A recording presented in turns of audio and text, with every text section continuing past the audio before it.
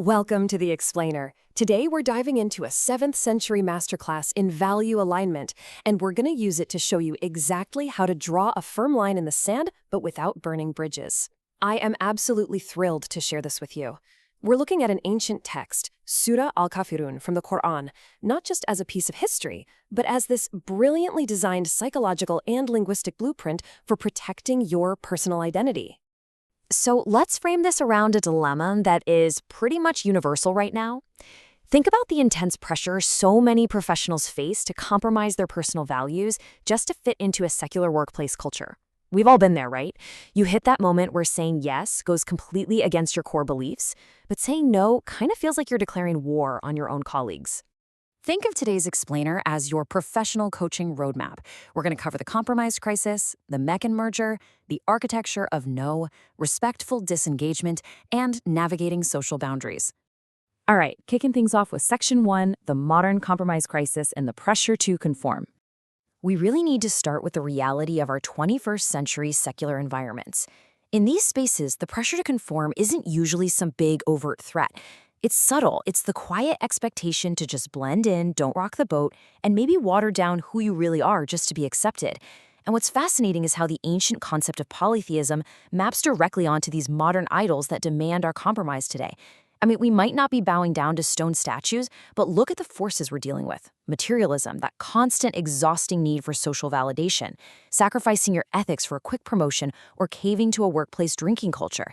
These are the modern forces actively demanding a merger with our core values. Which brings us to Section 2, the Meccan merger and a very specific historical deal. To understand how to handle this kind of intense pressure, we're going to look at the ultimate high-stakes negotiation faced by the Prophet Muhammad in Mecca. This was way more than a theological debate. This was literally a survival scenario for a marginalized community trying to hold on to its identity. By 615 CE, the Quraysh elite realized they just couldn't stop this vulnerable Muslim minority through force, so they completely shifted their strategy. They offered what was basically a corporate-style merger of religions. They proposed a compromise to blend their polytheistic practices with pure monotheism, pitching it as a way to make things easier for everyone. An indirect response to that offer came the revelation of Surah al-Kafirun. Notice the incredibly stark contrast here. On one side, the polytheists are pushing for this syncretic compromise. They're saying, hey, let's just take turns. We worship your God for a year, you worship our gods for a year. And to a lot of people, that sounds pretty reasonable, right? Just meet in the middle. But on the other side, the divine principle establishes an absolute, unyielding barrier. It clearly recognizes that trying to blend pure monotheism with polytheism entirely corrupts the foundation. Some things you just cannot merge. So, how do we push back? Let's look at Section 3, the linguistic genius behind the architecture of no. The big question is, how does this chapter construct its rejection without resorting to insults or aggression? Well, it does it by creating a divine charter of spiritual immunity. The Arabic text uses this incredibly thick I versus you binarity. I do not worship what you worship, nor do you worship what I worship. Scholars have pointed out that this exact delayed repetition creates this mesmerizing, almost chant-like legal creed. It literally builds a linguistic fortress that leaves absolutely zero room for ambiguity or future loopholes.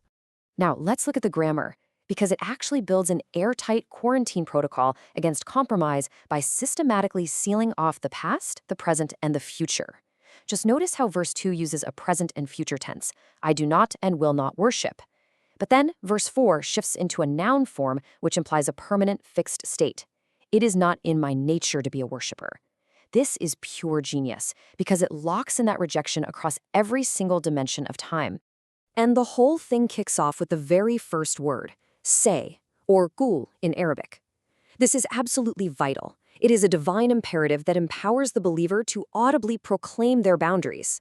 It's a powerful reminder that our faith and our core values cannot always be just a silent, internal affair.